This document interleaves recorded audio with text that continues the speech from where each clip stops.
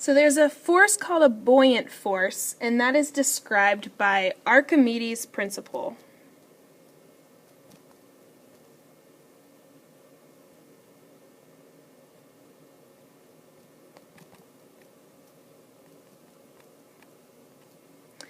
And this says that any body completely or partially submerged in a fluid, so if we were to have a container that had fluid in it and it had an object inside, any object submerged is buoyed up by a force whose magnitude is equal to the weight of the fluid that's displaced by it. So we have a buoyant force, B, and we have the weight of the object. And so obviously you've probably felt this yourself in a swimming pool, and you feel lighter in the pool. So you can lift up a friend super easily, or something that on dry land is considered heavy in the water because of this fabulous buoyant force that is helping hold the object up. So the cool thing is that this applies no matter what the object is. So whether we're talking about an ice cube or a cube of steel, the buoyant force is the same. It's only equal to the weight of the water that is displaced, or the weight of the fluid displaced. So B is equal to weight of fluid displaced. So if we were to put that in an equation with variables, it would be B equals the density of the fluid times the volume times gravity, which is also equal to mg, which is also equal to the weight of the fluid.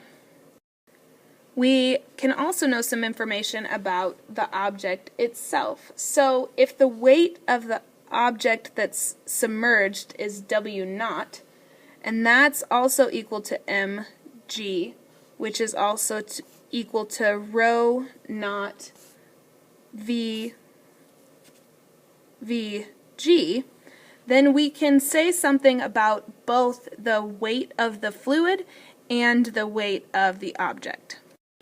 So therefore, if the density of the object is greater than the density of the fluid, the object will sink, which you've probably experienced that in your own lives. And if the weight is on top, or if the object is on top, then the density is less. And when a floating object is in equilibrium, only part of it is submerged. So therefore the magnitude of the buoyant force equals the weight of the object. So that's pretty cool. If you're doing some experiments, you can utilize that information about how is the density different than the density of the fluid, the density of the object different than the density of the fluid.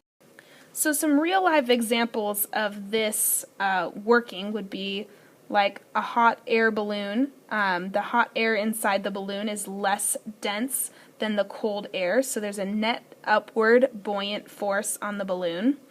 Another example would be that the average density of a fish is slightly greater than the density of the water, and so in normal conditions. So a fish would sink if it didn't have an adjusting mechanism within its internal organs. So what happens is fish use a swim bladder, so they maintain a neutral buoyancy to allow them to swim at various depths. And another example would be our own brains. They're immersed in fluid, and that density is slightly less dense than the average density of the brain. And so therefore our brain is actually supported by the buoyant force of that surrounding fluid. So in some clinical procedures, so during some surgeries, it's actually necessary to remove some of the fluid for diagnostic purposes. So they can,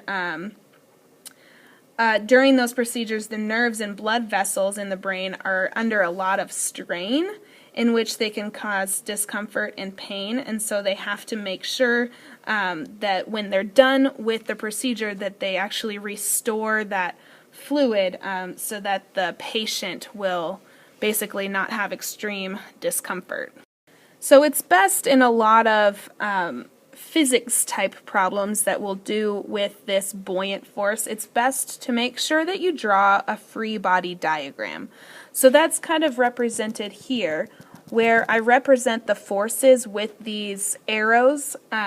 So make sure that when you are doing problems that you're drawing free body diagrams that allow you to fully explain the system that's being described in the problem so that you can answer any questions that are asked of you.